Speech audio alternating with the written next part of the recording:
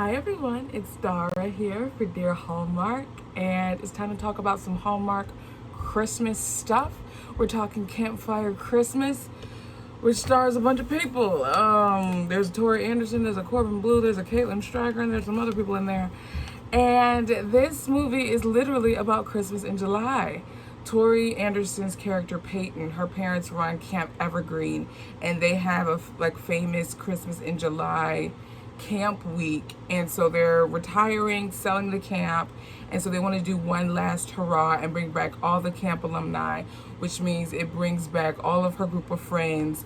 But she had a little tifferoni with Thomas, played by Corbin Bleu. And so when she sees him, it's like, oh, I don't like you like that, bro. I need you to 6 feet, social distance yourself from me, okay? But then throughout the course of the movie, they do things together, and she's like, actually, come closer. And then they end up liking each other, and then they end up loving each other, and then it's like, Christmas, Merry Christmas. So, I mean, this was more like a group ensemble thing, but really I think Tori and Corbin's character, Peyton and Thomas, were the focus for this movie. And I enjoyed it. I feel like this is what Two Tickets to Paradise wanted to be in terms of incorporating classic Hallmark isms wrapped in new foil. You know what I mean? We had the classic, they made it a moment, and you can tell it was a moment when they were really close to each other, Peyton and Thomas, when they brushed by each other's hands, which is a classic Hallmark ism. And even the whole classic eavesdropping, misunderstanding conflict, where she didn't hear the whole conversation. She was eavesdropping on Thomas's conversation and thought that, oh, well, I'm not doing it, whatever. So I felt like that worked in their favor. And this movie was fun. Now, as it compares to my Grown Up Christmas List, I think it's an entirely different feel. It's an entirely different movie. I would give this a 4 crown rating. Just because it was maybe too new, too fun. I don't know, for the kid, but I still enjoyed it. I mean, they kissed big ones. The chemistry was definitely there. I don't think the married couple who had the adventure company, their storyline really didn't matter much in the grand scheme of things. It could have been, though, because of the high stakes of their conflict with them wanting to have kids. But this isn't Hallmark Movies and Mysteries. This is Hallmark Channel, so they could only do but so much. I felt like our supporting character of Beckett and him running the Christmas pageant, that was second, and then that married couple was third. It's crazy that they had to sleep in the same bunks as adults, and I know they were short, and they had to do that for a week. I want to know how comfortable that was.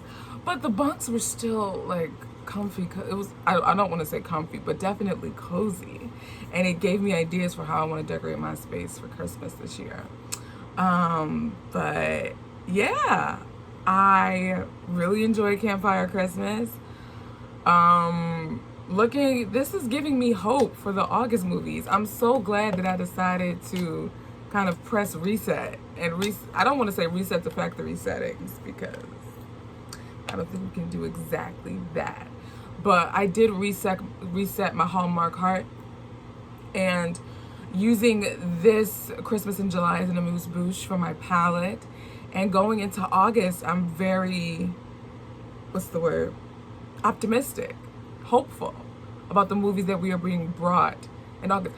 Which leads me to the commercial that we received during this movie that talked about Fall into Love starting August 6th.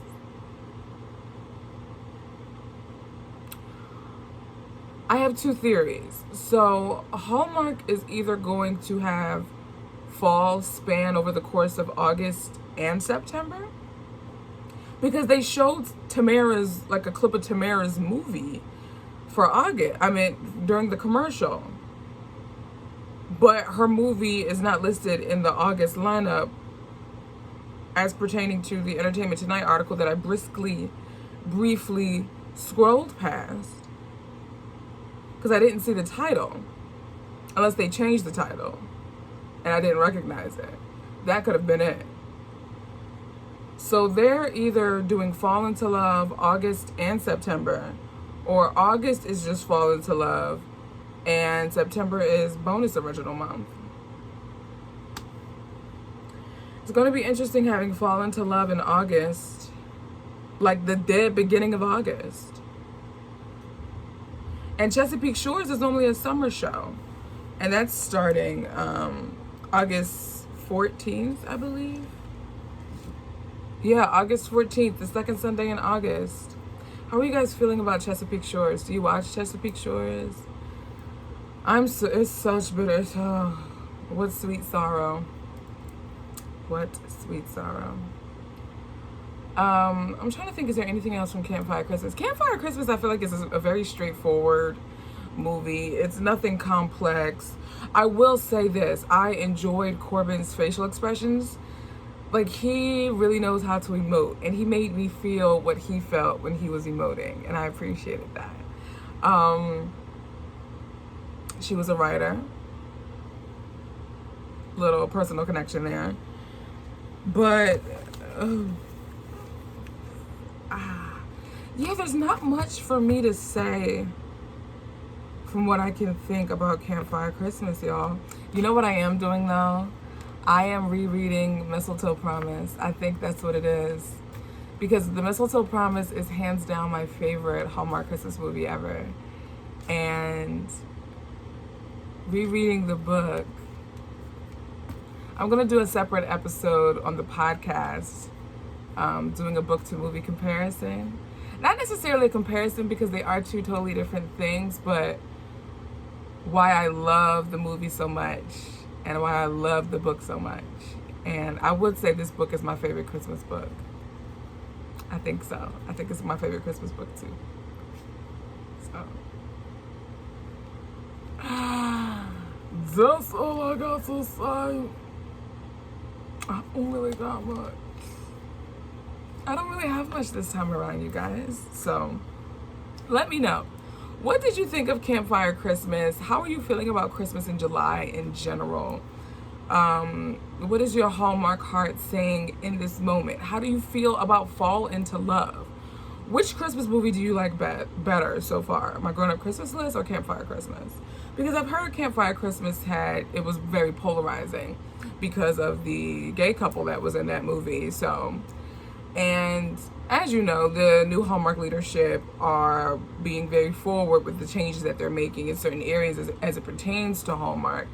And that can become divisive when it comes to the viewers and the fans in terms of what they choose to watch.